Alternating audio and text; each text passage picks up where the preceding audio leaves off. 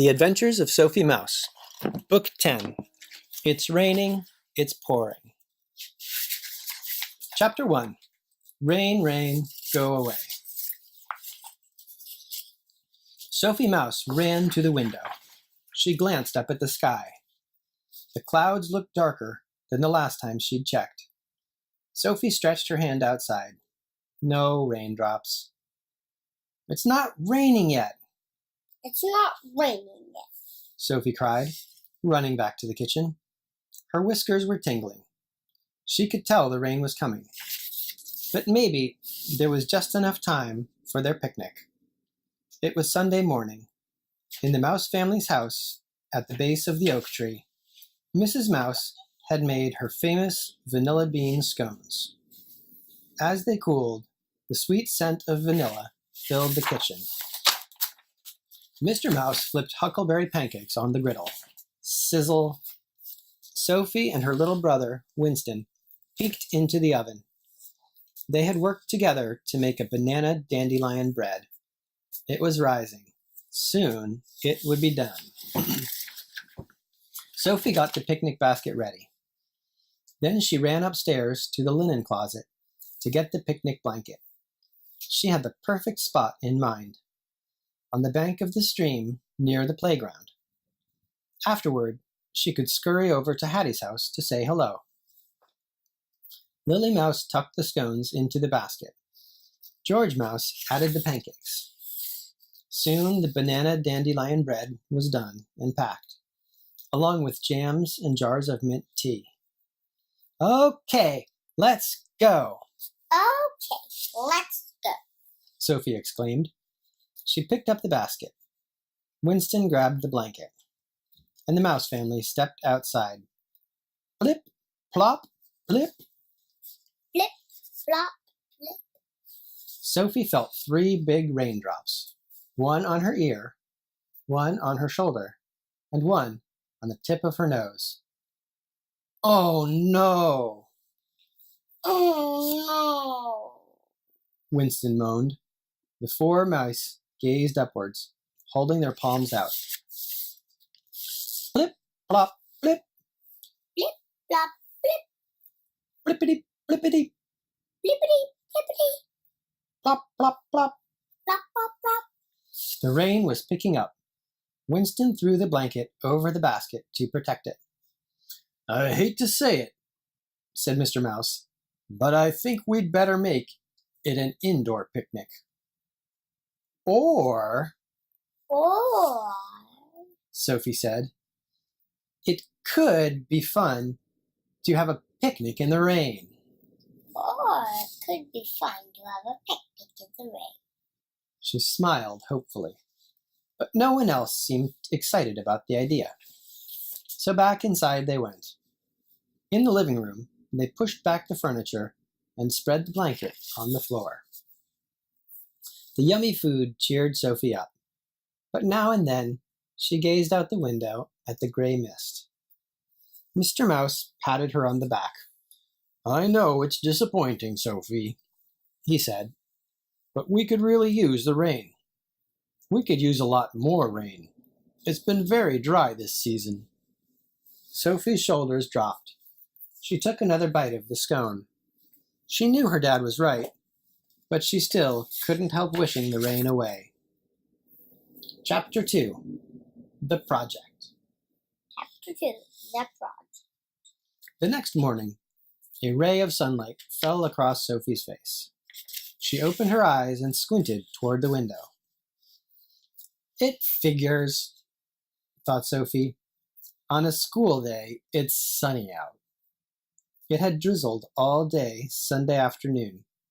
Not enough rain to make puddles to play in, just enough rain to ruin their picnic. Sophie had spent the day painting. As she got dressed for school, Sophie studied the 3 paintings drying on her easels. They were views out of different windows in their house. Sophie laughed. She had used up most of her gray paint. After breakfast, Sophie and Winston walked together to Silver Lake Elementary. Mrs. Wise opened the door and called out, Good morning, everyone. just as Sophie and Winston arrived. They went in behind Hattie Frog and her sister Liddy, and Ellie the squirrel. They all took their seats. Ben and James, the Rabbit brothers, arrived a few moments later. Malcolm the Mole and Willie the Toad walked in next. And Zoe the Bluebird and Piper the Hummingbird flew in too. Finally, Owen Snake arrived. "Good! Everyone is here," said Mrs. Wise, "because I want all of you to hear about the unit we are starting today on water." Ugh, thought Sophie. Hadn't they had enough water this weekend? Mrs. Wise went on. She explained they'd be studying the different phases of water, like ice and steam. They would learn about the water cycle. They would discuss how important water is to life. But first, we'll be exploring why things sink or float in water, Mrs. Wise said. We'll even do some experiments. Sophie perked up. Experiments? That sounded fun. There is also a unit project, Mrs. Wise said. Each of you will be building a model boat. Sophie smiled. She heard excited whispers all around the classroom. She also noticed Winston bouncing with glee in the front row. Sophie giggled. The project was perfect for him. Mrs. Wise said she'd cover information in class that would help them design a proper boat. It would be up to them to work on building the boats at home. Then, in 2 weeks, they'd go over to the nearby pond to test them out. Water had just gotten a whole lot more fun. Chapter 3, Shipshape. Chapter 3, Shipshape. Winston hadn't stopped talking about boat ideas since they left school. I wonder what's the best material to use, he was saying, as he and Sophie walked home. Wood, I guess, but there were so many different kinds. There's oak, and ash, and cedar, and cypress, and elm, and pine, and fir, and... Winston! There's elm, and pine, and Winston! Sophie interrupted with a laugh. You have 2 whole weeks to figure it out. You have 2 whole weeks to figure it out. Winston hopped with excitement. I know, but I want to start to design my boat right away. He waved his arms as if drawing his blueprints in the air. It's not going to be a model boat. I want to build a real one that could carry me. Sophie laughed again. Those are big plans for a little mouse. Those are big plans for a little mouse, she said. But then Sophie remembered the amazing fort Winston had once built in the woods. He was great at building things, just like their dad, who was an architect. While Winston went on about his plans, Sophie was lost in thought about her smaller plans. She wanted to make a tiny boat. Tiny, but tough. What floats naturally? Sophie asked herself. Leaves float sometimes. Lily pads float. But those don't seem to be very sturdy. Twigs? Hattie and Owen made me that raft out of twigs. Sophie and Winston rounded a bend. The big oak tree came into view. Their house nestled between the roots. Sophie followed Winston up the front walk, crunching an acorn cap under her foot. Sophie stopped and looked down. She picked up an acorn cap and studied it. Acorn caps float, Sophie thought, don't they? Sophie picked up a few more acorn caps. She carried them inside. She ran to the bathroom and filled the tub with water. Then Sophie placed the acorn caps pointy side down on the water's surface. All 3 of them floated, like 3 tiny boats. Sophie added some more water to test their stability. They rocked with the waves of the water, but did not sink. Sophie smiled. She tapped her chain as she thought.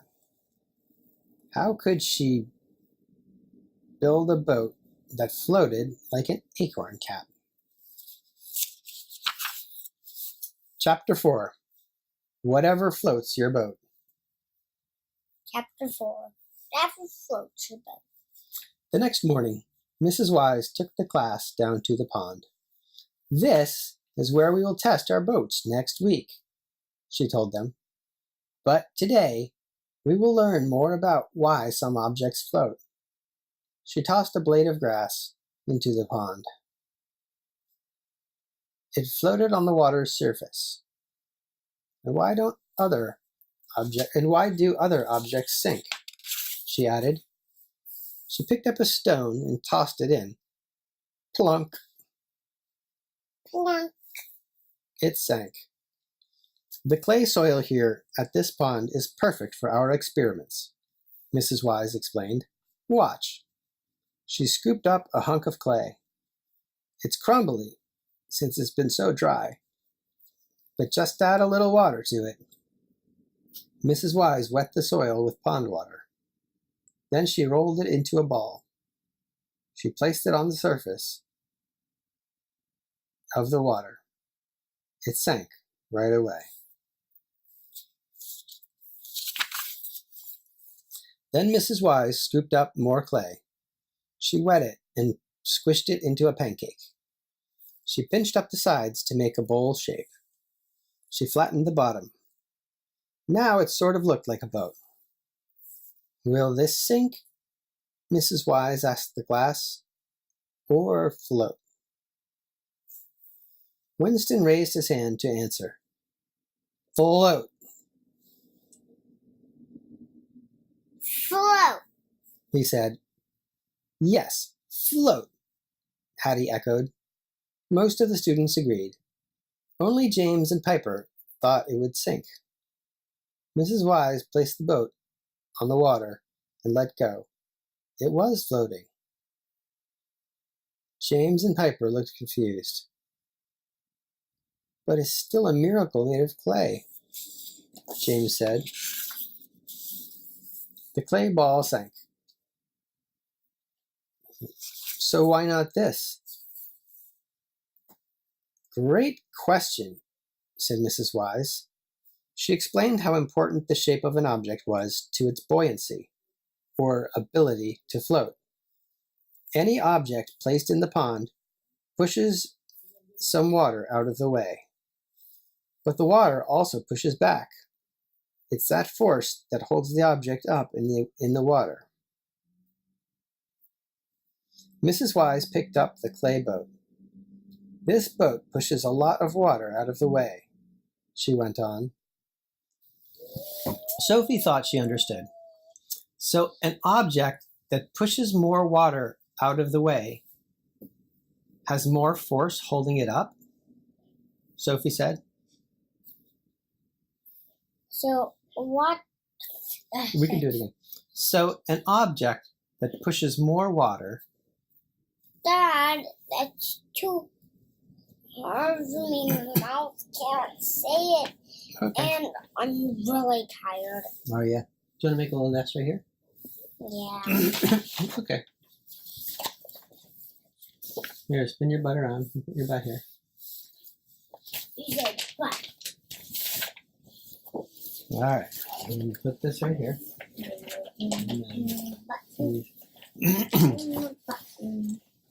Sophie thought she understood. So, an object that pushes more water out of the way has more force holding it up? Sophie said. Mrs. Wise beamed. That's correct, she exclaimed. The students spent the morning making different shapes out of the clay. Then they tried to float them in the pond. Some worked very well. Others didn't float at all. Sophie sculpted some clay into the shape of an acorn cap. When she was ready to test it, she laid it gently atop the water. It floated. But then Willie stepped into the water, eager to test his own clay boat. He didn't see Sophie's. His foot came down right on top of it. Sophie's boat was now sunk and smushed. "Oops," said Willie sheepishly. "Sorry, Sophie." "That's okay," It's okay. Sophie said. She fished her clay bob out of the water. She studied the drippy mess. Guess that's why they don't make real boats out of clay, she thought. Chapter 5. In Search of Butterfly Brook. Dad, that's too much. Telling. Within a couple of days, Winston had a boat blueprint drawn up. He was ready to start building. Now he needed to get his materials. In school, Mrs. Wise had explained why wood was a good choice. Most wood is less dense than water, she had said. It tends to float. Winston was way ahead of that. At dinner each night, he peppered Mr. Mouse with questions about different woods. "Ash is strong for its weight," Mr. Mouse had said, "and cedar doesn't rot easily." After days of thinking it over, Winston had made a decision. At breakfast on Saturday morning, he suddenly called out, "Fir." Sophie looked at him, confused. "Huh? Fir. Huh?" Huh? she said. "Douglas fir," Winston replied. "That's the wood for my boat. It's strong, it bends without breaking, and it won't rot easily. What do you think, Sophie?" Sophie smiled. "Sounds good to me, Winston," Sound good to me. she said. "There are lots of fir trees by Butterfly Brook," Mr. Mouse told them. "That might be a good place to look." Butterfly Brook! Yes, thought Sophie. An excuse to go to one of her favorite places. It was home to so many different types of butterflies. Sophie remembered the evergreen trees growing on both sides of the brook. Now she knew what kind they were. Sophie grabbed her satchel. She packed 2 water canteens, one for her and one for Winston. It had been hot and dry all week. They needed to be prepared. Then Sophie and Winston set off. Instead of heading toward town, they took a path going the opposite way, through deeper woods. The path twisted this way and that, around boulders and through brambles. They scrambled over lots of fallen branches and climbed up a rise. I really like my peach color. Oh, that's beautiful. I really like how I found out how we can make peach. How do you make peach? I forget. Is it brown and pink? No. It's... I'll have to remember. But remember how we make violet? How do you make violet? We mix pink and purple. Oh, that's right. "I'm hot," Winston said. "Can we take a water break?" It really was hot out. Sophie's whiskers were wilting, and water sounded good to her too. They stopped for a minute to gulp down some water. Then they kept going. "The brook is just up ahead," Look, it's just up ahead. Sophie said to Winston. They came around a bunch of ferns. Sophie stopped in her tracks. Winston stopped next to her. Sophie looked around, confused. "That's weird," That's weird. she said. "I thought Butterfly Brook would be right here." I thought Butterfly Brook would be right here. There was a small ravine where the brook should have been. Sophie went up to the edge and looked down into it. There were some puddles at the bottom, but that was it. "Wait," Wait! Sophie said. "This is the brook." This is the brook? But where's the rest of the water? Winston asked. Sophie gasped. It must have dried up. It must have dried up. Chapter 6. Trading in a Wish. Staring at the dried up brook, Sophie remembered the crumbly clay soil at the pond. She remembered her dad saying they really needed more rain.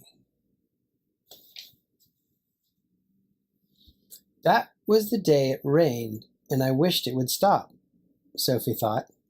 It hasn't rained since. Now Sophie felt badly about her wish. This wasn't good, not good at all. Suddenly, high overhead, they heard a sharp crack. Sophie and Winston looked up. Then came crack. A branch had snapped. It was falling down fast. Sophie grabbed Winston's arm. She pulled him to one side. Thwomp! The large fir branch hit the ground where Winston had been standing. Winston looked up at Sophie. Wow, thanks, he said. No problem, No problem. Sophie replied. That was close. That was close. Sophie looked around, noticing more branches on the ground. The trees are so dry, The trees are so dry. Sophie said. That must be why they're dropping branches.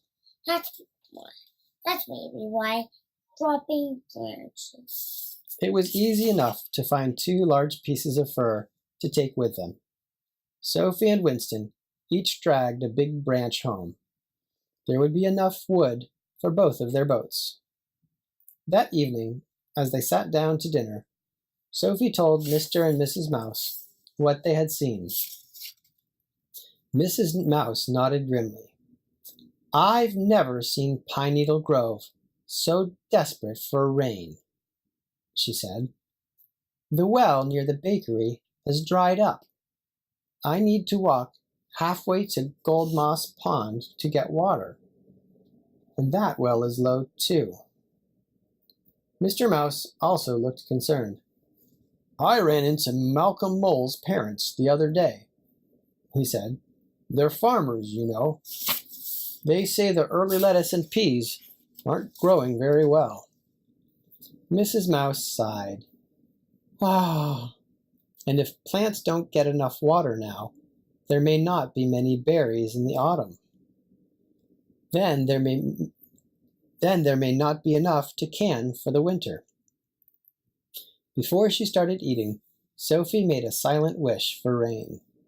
She hoped it would cancel out the wish she'd made the week before.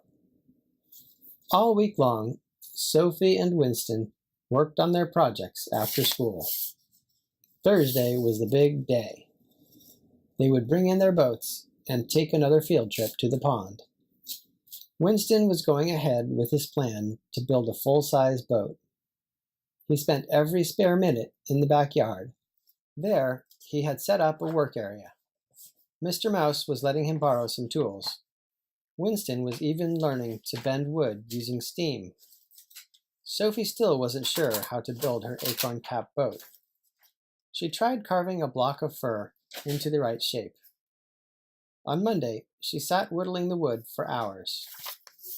In the end, she couldn't get the balance right. It kept tipping, filling with water, and sinking. On Tuesday, she tried nailing wood pieces into an acorn cap shape. But there were too many seams and corners, even after sanding everything down. On Wednesday afternoon, Sophie sat staring at the 3 acorn caps that had inspired her. She had to come up with something. What else can I use? Sophie asked herself. What is shaped like an acorn cap? What's smooth like an acorn cap? What weighs about the same as an acorn cap? Sophie jumped up. An acorn cap! An acorn cap. She cried out loud. I can build my boat out of an actual acorn cap. I can build my boat out of an actual acorn cap. Sophie couldn't believe she hadn't thought of it sooner. Chapter 7. Bad surprise, good surprise. Sophie was a dozen steps ahead of Winston on the path to school. She stopped and waited for him for the millionth time. Winston was pulling a wagon. Balanced on top was his finished boat. Sophie had to admit, it was beautiful. The boat had a cloth sail, a rudder for steering, and a built-in seat for the captain. Winston had even found time to paint it. Sophie had made a huge batch of poppy red paint for him. She couldn't wait to see the look on everyone's faces when they saw Winston's full-size boat. Sophie also wanted to show off her own. She was proud of her acorn cap boat. It was so small, especially compared to Winston's, but it was strong and sturdy. Sophie had added a leaf sail and painted it with all sorts of bright colors and designs. Sophie and Winston arrived at the schoolhouse a little bit late. Winston parked his boat outside. Then they hurried up the front step. "Good morning," Mrs. Wise greeted them. "Boats can go on the back table. Then, please take your seats." Sophie placed her boat on the table. She paused a moment to look at the others already sitting there. Each one was completely unique. Sophie hurried to her desk. "Now, class," Mrs. Wise was saying, "I can see you've all worked very hard on your boats, and I'm sure you're excited to test them in the pond. But I'm afraid I have bad news." The students groaned. Ugh. Mrs. Wise waited for them to quiet down. Then she went on. "I walked by the pond on the way to school. The water is almost completely dried up." "Oh no," thought Sophie. "First Butterfly Brook, and now this." "I'm very sorry," Mrs. Wise told them. "We'll have to wait for it to rain. Then we can reschedule our boat test." Sophie had an uneasy feeling. She was disappointed that their plans were ruined, but it was more than that. She was really starting to worry about there not being any rain. Sophie had heard about droughts. The word made her think of deserts she had read about in books. Was Silver Lake Forest having a drought? The classroom was abuzz with questions for Mrs. Wise. "When do you think it will rain again, Mrs. Wise?" "Do you think it will rain again, Mrs. Wise?" Zoe asked. "What if it doesn't?" Ellie asked with a gasp. "Could all the lakes and ponds dry up?"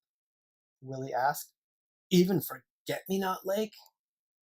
Mrs. Wise held up her wing. Now, she said calmly. "Please, everyone, let's not panic. Take a deep breath." The class went silent. Mrs. Wise smiled, opened her mouth to speak, and boom! A loud, sudden clap of thunder shook the schoolhouse. Everyone jumped, even Mrs. Wise. A second later, all the students were at the window. They looked up at the sky. Dark storm clouds were rolling in. Sophie felt a telltale tingle in her whiskers. "Rain!" she cried. "It's going to rain! I can feel it!" "Rain! It's going to rain! I can feel it!" Chapter 8. When it rains, it pours. The next day, Sophie, Hattie, and Owen sang as the whole class marched to the pond.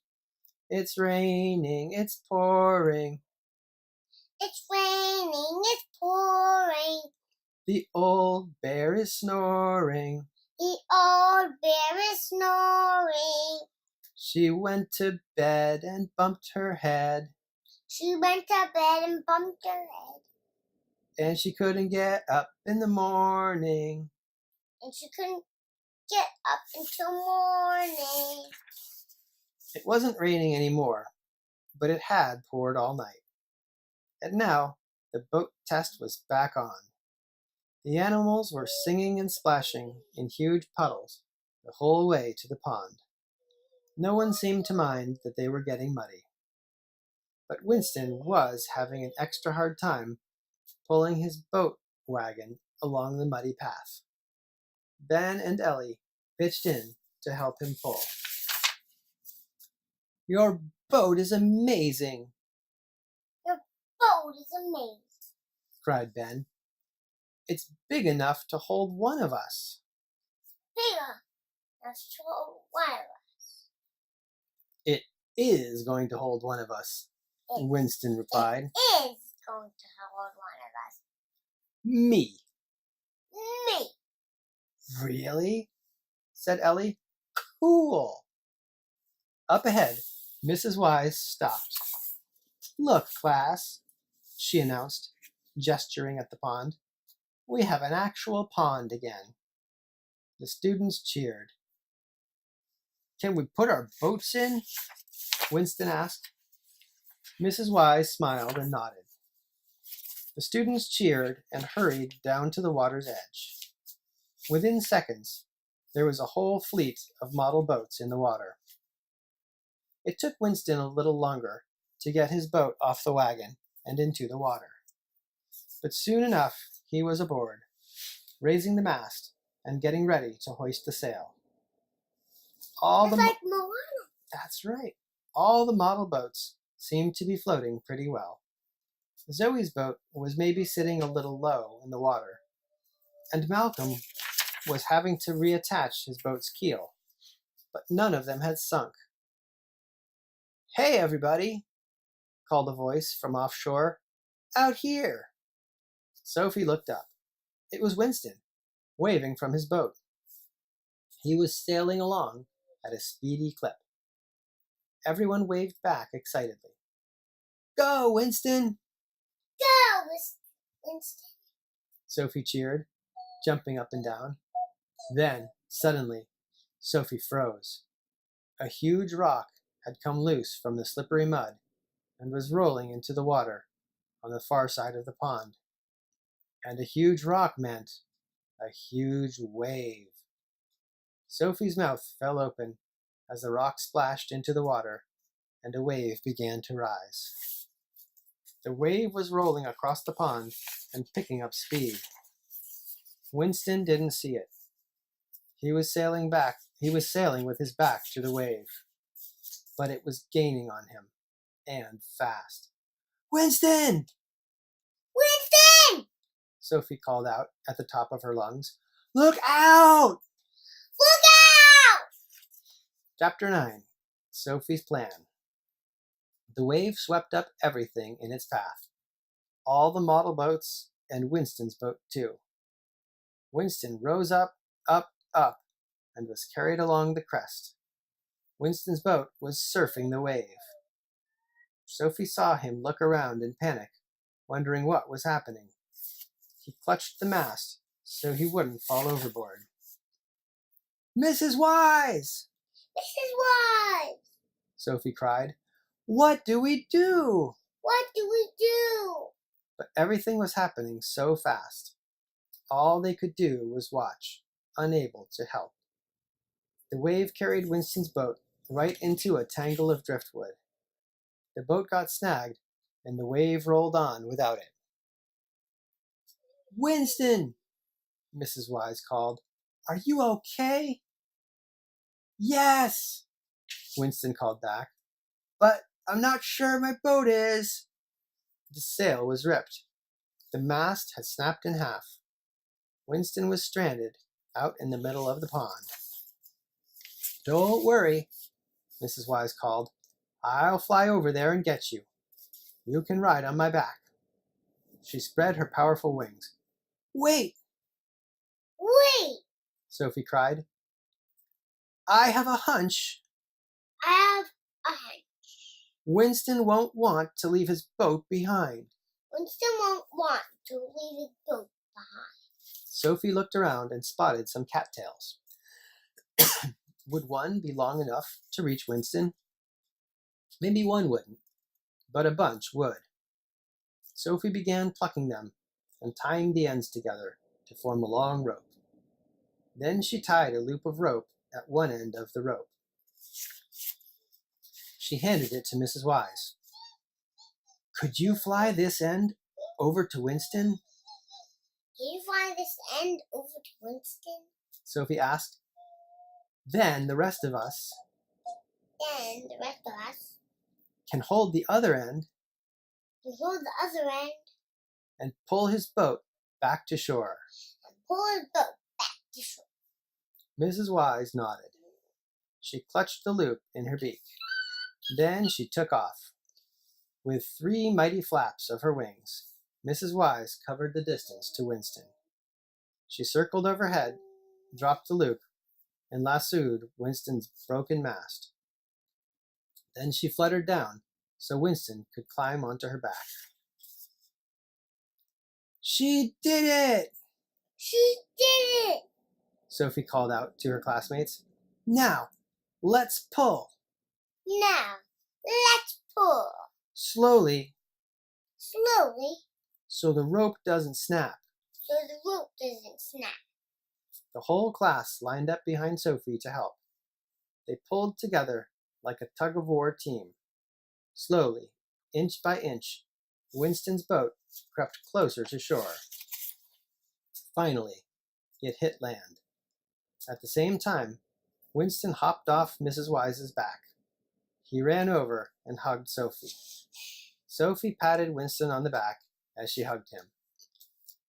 Good thing you built such a sturdy boat, Winston. Good thing you built such a sturdy boat, Winston. Winston pulled away. He looked his boat over and frowned.